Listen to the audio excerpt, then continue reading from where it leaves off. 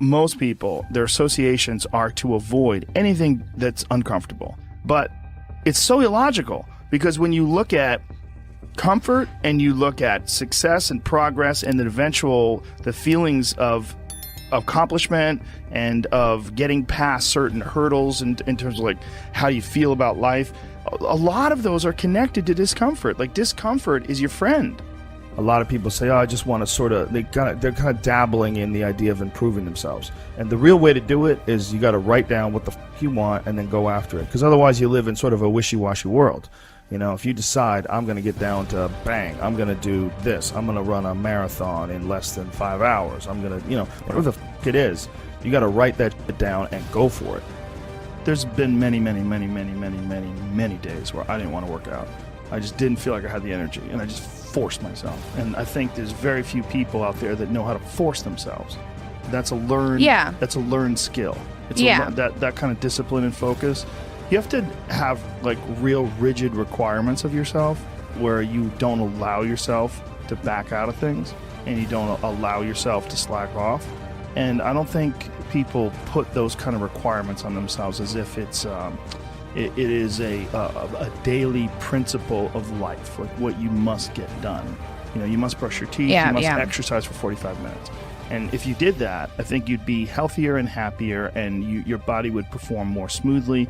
And if you require your body to do things like that, I think it rises to the occasion. There are very few people that have that kind of discipline. So because of that, they come up with excuses. And excuses are a giant part of the problem. It's not simply a physical health issue. There's also mental aspects of it, and discipline's a big one. I just know way too many people who are weak mentally.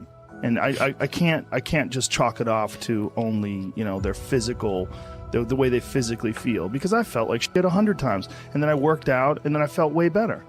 Yeah, it's just a fact of life. That's real. You just gotta. And people don't know how to do that. And it's not. And if you're used to doing this, get in your car, sit down, drive to the office, sit down, go to the lunch, sit down, go to the board meeting, sit down. Get in your car on the way home, sit down. Get home in front of the TV, sit down. Then go to the gym. They don't have any energy. Their body's like, I don't have it in me to do this. And I don't believe that. I think it's a lot of it is the mindset. But there's been many people that have just put their foot down and said, enough. I'm going to change my life. And they don't take any excuses, and they feel way better. Diet is most certainly a part of that, but there's also a discipline aspect, and these things are not mutually exclusive. They exist together. They're all together. And they work symbiotically.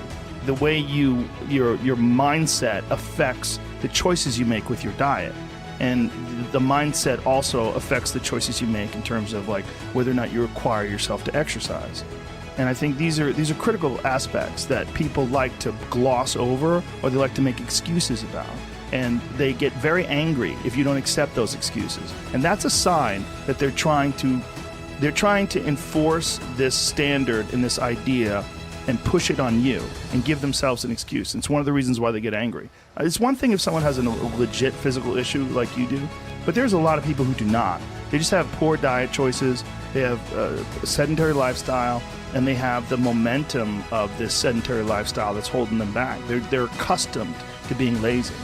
To give people this excuse, I don't have the energy to exercise, that is crazy to say. Can you walk to the refrigerator? Yes. Well, you can exercise. You don't have to do anything crazy. Just walk around the block. There's 80-year-old ladies who take yoga with me. They're really old, and they're in there. They're going after it. They could easily say, I don't have the energy to do that. But they don't. It's a mental attitude. They make a decision. I agree. Like, there's a lot of it's discipline. You're going to get people who just won't exercise. You don't have to kill yourself. You don't have to go to a CrossFit class and try to do the workout of the day. You don't have to go nuts and do clean and presses with 150 pounds. You don't have to do that, but you have to do something. Just get your blood moving. Your body has requirements. It wants to move. It really does. And when it does, you feel better. But people like to give themselves this excuse. I do not have the energy to do this. Whatever.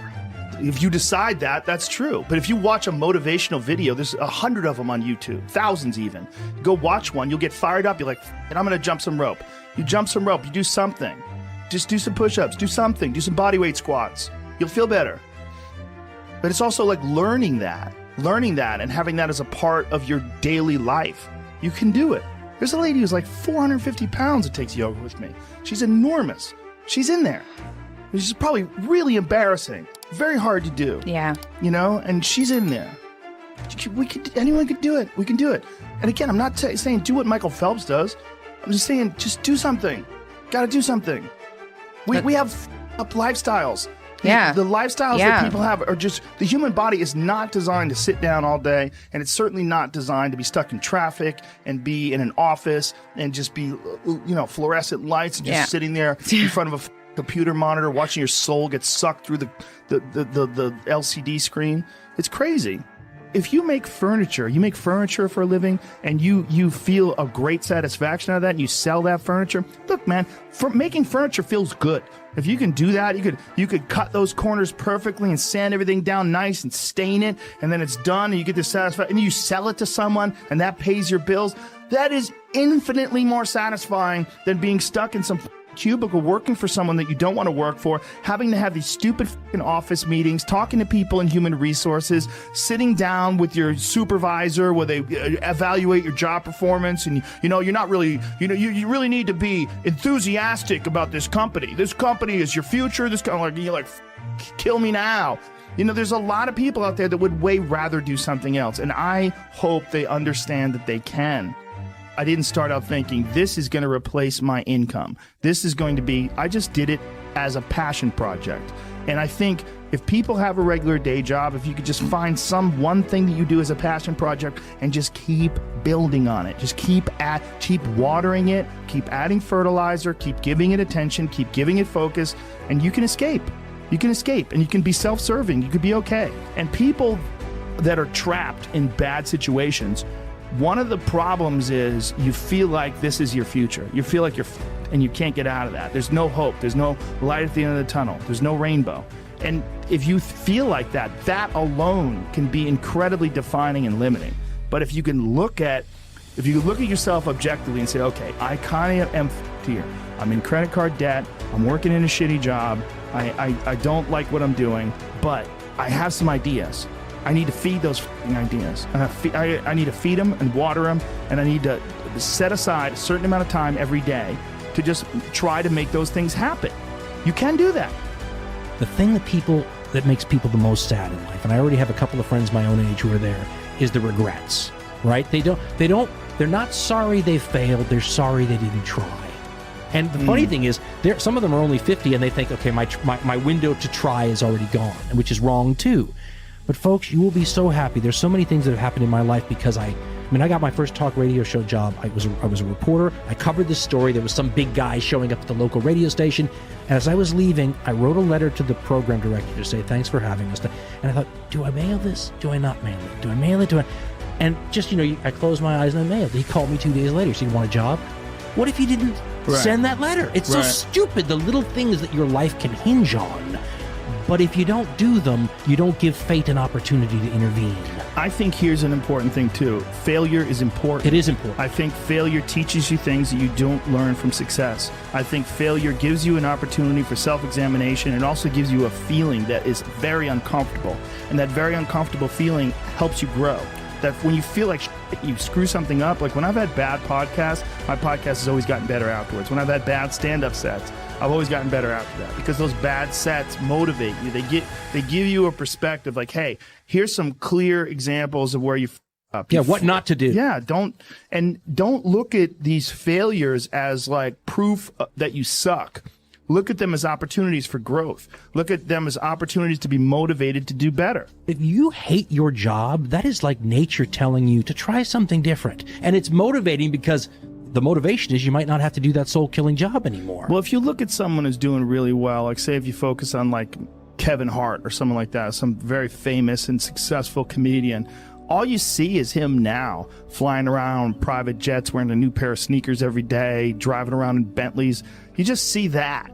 You don't see him being a young kid in Philadelphia, going to open mic nights, scratching and clawing, MC Hammer jokes. Selling the tapes out of the hatchback. Yeah. All that stuff, man. There's a path. And we think of people like, you see an old person walking down the street, you go, oh, that person's always been an old person. No, that was a baby. That was a baby that became a 90-year-old man. There's a progression that you're not witness to. You don't see it. And that takes place in everything. It takes place in authors. It takes place in comedians and musicians.